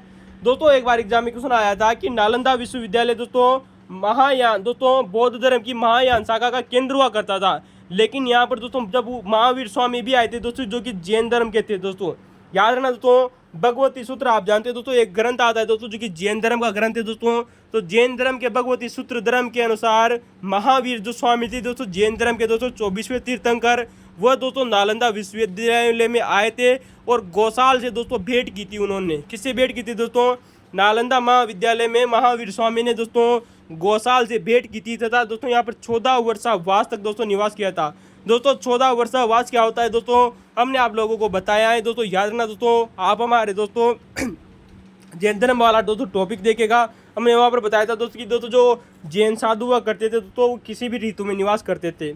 अब दोस्तों ये बात हो गई दोस्तों कि महावीर स्वामी भी दोस्तों नालंदा विश्वविद्यालय आए थे, गौशाल से मुलाकात की और दोस्तों 14 वर्षों तक दोस्तों यहाँ 14 वर्षावास तक यहाँ से निवास किया भगवती सूत्र के अनुसार। लेकिन दोस्तों एक और ग्रंथ आता है जिसका नाम है दोस्तों जैन ग्रंथ सूत्रकृतांग। क्या नाम है दोस्तों, जैन ग्रंथ जिसका नाम है दोस्तों सूत्रकृतांग। इस सूत्रकृतांग नामक जैन ग्रंथ के अनुसार दोस्तों नालंदा विश्वविद्यालय में दोस्तों एक दोस्तों उद्यान हुआ करता था दोस्तों। आप लोगों से वेरी मोस्ट इंपॉर्टेंट है, पूछा जाएगा दोस्तों कि नालंदा विश्वविद्यालय में एक जो उद्यान था दोस्तों जो कि बहुत ही सुंदर था, जो विश्व प्रसिद्ध था, उसका नाम क्या था दोस्तों, अस्तियान। जिसका दोस्तों याद रखना दोस्तों, क्योंकि दोस्तों आपसे पुस्तकालय पूछा जा चुका है दोस्तों नालंदा विश्वविद्यालय का, तो नालंदा विश्वविद्यालय का उद्यान जरूर पूछा जाएगा कि क्या नाम था दोस्तों, अस्तियान, या फिर दोस्तों उद्यान का नाम क्या था, अस्तियान। कहाँ स्थित था, नालंदा विश्वविद्यालय में। यहाँ पर यूक्यू भी क्वेश्चन आ सकता है दोस्तों कि अस्तियान क्या था, उद्यान था, बगीचा था, कुछ भी आ सकता है दोस्तों, याद रखना। तो दोस्तों जैन धर्म के दोस्तों सूत्रकृतांग में नालंदा विश्वविद्यालय में दोस्तों हस्तियान नामक एक उद्यान का उल्लेख मिलता है, जो कि दोस्तों बहुत ही सुंदर था, याद रखना। अब बात करेंगे दोस्तों कि नालंदा विश्वविद्यालय की स्थापना किसने की थी। आप जानते हो दोस्तों 450 ईस्वी में कुमार गुप्त नामक दोस्तों एक विद्वान एक शासक हुआ था, कुमार गुप्त ने इसकी स्थापना की थी। हेनसांग ने दोस्तों जो कुमार गुप्त था दोस्तों, इसको शक्रादित्य कहा था दोस्तों, याद रखना दोस्तों। जो दोस्तों हेनसांग दोस्तों जो भारत आया था दोस्तों, उसने कुमार गुप्त प्रथम को दोस्तों शक्रादित्य कहा था दोस्तों, जिसने इसकी स्थापना की थी नालंदा विश्वविद्यालय की। तो दोस्तों नालंदा विश्वविद्यालय की स्थापना किसने की दोस्तों, 450 ईस्वी में कुमार गुप्त प्रथम ने की थी दोस्तों, जिसको दोस्तों हेनसांग ने शक्रादित्य कहा था। जबकि दोस्तों याद रखना, वेरी मोस्ट इंपॉर्टेंट है, क्वेश्चन भी आप लोगों से पूछा जा चुका है दोस्तों कि हेनसांग के अनुसार जो दोस्तों हर्ष नामक दोस्तों जो विद्वान हुआ करता था दोस्तों कन्नौज का, जिसे शिलादित्य कहा था दोस्तों हेनसांग ने। दोस्तों याद रखना दोस्तों, शक्रादित्य किसे कहा था दोस्तों, कुमार गुप्त प्रथम को, जबकि शिलादित्य किसको कहा था दोस्तों, कन्नौज के राजा हर्ष को कहा था। तो दोस्तों हेनसांग के अनुसार दोस्तों जो कन्नौज का शासक दोस्तों जो हर्ष था, जिसको दोस्तों शिलादित्य कहा था, इस कन्नौज के शासक हर्ष ने दोस्तों हेनसांग के अनुसार दोस्तों इसने 100 गांवों की दोस्तों जो आमदनी होती थी दोस्तों, जो राजस्व प्राप्त होता था दोस्तों 100 गांवों का, उसको दोस्तों दान दिया करता था दोस्तों नालंदा विश्वविद्यालय को। एक क्वेश्चन आया हुआ है दोस्तों कि दोस्तों किस शासक ने दोस्तों नालंदा विश्वविद्यालय को दोस्तों 100 गांवों का दान दिया था। तो दोस्तों इसका उत्तर होगा दोस्तों हर्ष, जिसे शिलादित्य भी कहा जाता है हेनसांग के अनुसार। तो दोस्तों हर्ष नामक राजा ने नालंदा विश्वविद्यालय को दोस्तों 100 गांवों की आमदनी का दोस्तों राजस्व दिया करता था, स्थायी दान देता था दोस्तों, याद रखना। जबकि दोस्तों एक बार दोस्तों नेट जीआरएफ में क्वेश्चन आप लोगों के सामने पूछा जा चुका है, आपने पता होगा तो पढ़े होंगे दोस्तों। अगर दोस्तों नेट जीआरएफ के दोस्तों पुराने क्वेश्चन पेपर तो पता होगा दोस्तों कि पाल वंशी दोस्तों जो देवपाल हुआ करता था। हमने आप लोगों को पहले भी बताया था दोस्तों कि देवपाल ने दोस्तों नालंदा विश्वविद्यालय में दोस्तों एक कुलाधिपति नियुक्त किया था, जिसका नाम है दोस्तों वीरदेव। तो दोस्तों क्वेश्चन भी पूछा जा चुका है, याद रखना। तो दोस्तों पालवंशी देवपाल ने दोस्तों मुंगेर ताम्रपत्र के अनुसार पालवंशी दोस्तों देवपाल ने नालंदा विश्वविद्यालय को दोस्तों 5 गांव दान में दिए थे दोस्तों। वेरी मोस्ट इंपॉर्टेंट है दोस्तों, क्वेश्चन आ सकता है दोस्तों आप लोगों से पुनः क्वेश्चन रिपीट हो सकता है दोस्तों कि मुंगेर ताम्रपत्र के अनुसार पाल वंशी दोस्तों किस शासक ने दोस्तों नालंदा विश्वविद्यालय को 5 गांव दिए थे। क्वेश्चन ये भी पूछा जा सकता है कि किसके कहने पर दिए थे, याद रखना दोस्तों।